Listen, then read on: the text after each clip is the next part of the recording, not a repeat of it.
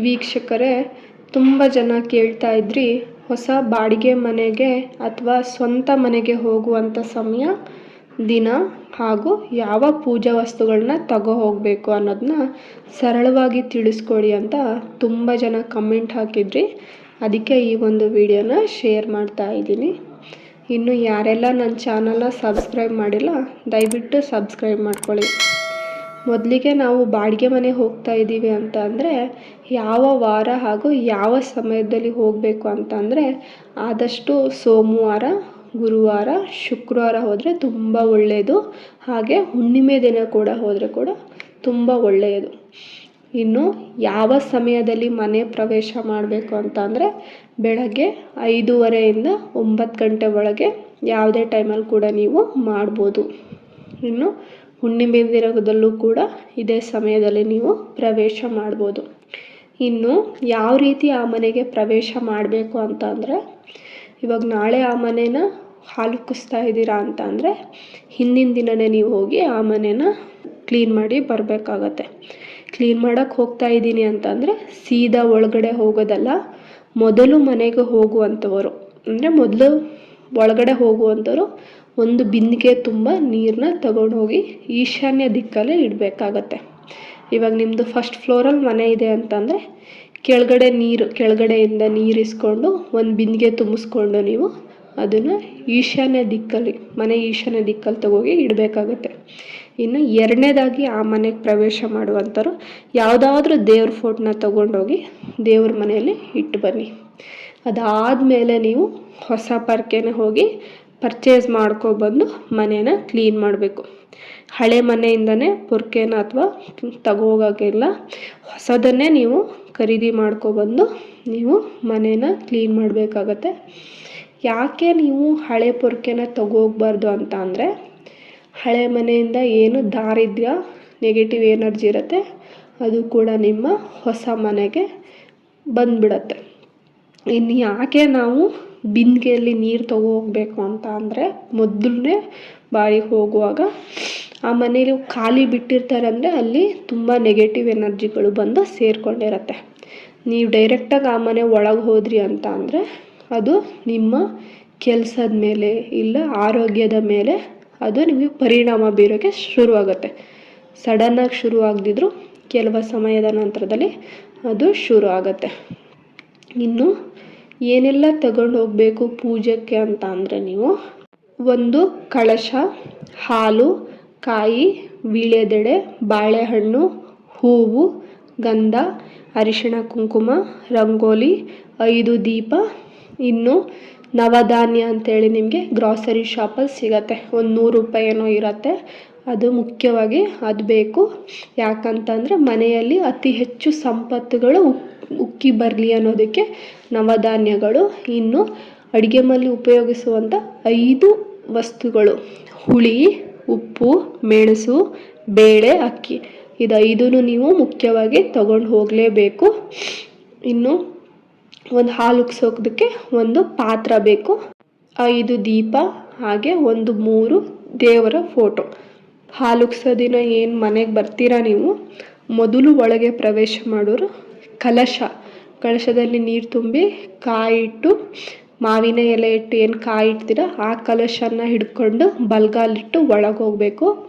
ಎರಡನೇ ಹೋಗುವಂಥವ್ರು ನಿಮ್ಮ ಮನೆ ದೇವರು ಗಣೇಶ ಹಾಗೂ ನೀವು ರಾಯರ ಭಕ್ತರಾಗಿದೆ ರಾಯರ ಫೋಟೋನ ಇಟ್ಕೊಂಡು ಬಲಗಾಲಿಟ್ಟು ಒಳಗೆ ಹೋಗಬೇಕು. ಇನ್ನು ಉಳಿದಂಥವ್ರು ಯಾರಿದ್ದಾರೆ ಅವರು ಉಳಿದ ಪೂಜಾ ಸಾಮಗ್ರಿಗಳನ್ನ ಹಿಡ್ಕೊಂಡು ಒಳಗೆ ಹೋಗಬೇಕಾಗತ್ತೆ. ಹೇಗೂ ಹಿಂದಿನ ದಿನ ಹೋಗಿ ಮನೇನ ಸ್ವಚ್ಛ ಮಾಡಿರ್ತೀರ, ಆದರೂ ಕೂಡ ಮನೆ ಉಗ್ಸೋ ದಿನ ಒಂದು ಸಾರಿ ಮನೇನ ಒರೆಸಿ ಕ್ಲೀನ್ ಮಾಡಿದ್ರೆ ಒಳ್ಳೆಯದು. ಒರೆಸಾದ್ಮೇಲೆ ಹಸುಗಳ ಗಂಜಲ ಏನಿರುತ್ತೆ ಅಥವಾ ಇಲ್ಲ ಅಂತಂದರೆ ಯಾವುದಾದ್ರೂ ದೇವ್ರ ತೀರ್ಥ ಏನಿರುತ್ತೆ ಅದನ್ನು ಮನೆ ತುಂಬ ಚಿಮುಕಿಸ್ಬೇಕು.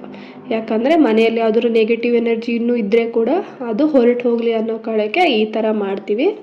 ಅದಾದಮೇಲೆ ದೇವರ ಮನೆಯಲ್ಲಿ ಫೋಟೋಗಳು ಏನು ತಂದಿದ್ದೀರಾ ಅದನ್ನು ಇಟ್ಬಿಟ್ಟು ಕಳಶನ ಹೇಗೂ ಆಲ್ರೆಡಿ ಇಟ್ಟಿರ್ತೀರ, ಆಮೇಲೆ 2 ದೀಪನ ಅಲ್ಲಿಡಬೇಕಾಗತ್ತೆ.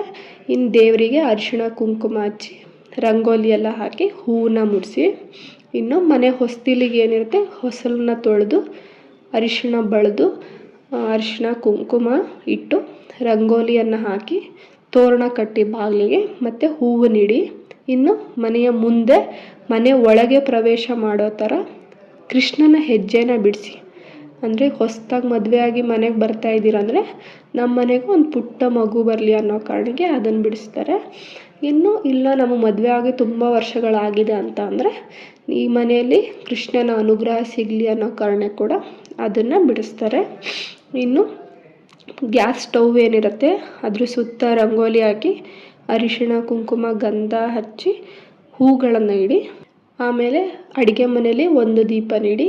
ಇನ್ನು ಈಶಾನ್ಯ ಮೂಲೆಯಲ್ಲಿ ಏನು ಬಿಂದಿಗೆ ಇಟ್ಟಿದ್ರಿ ಅಲ್ಲಿ 2 ದೀಪನ ಇಡಿ.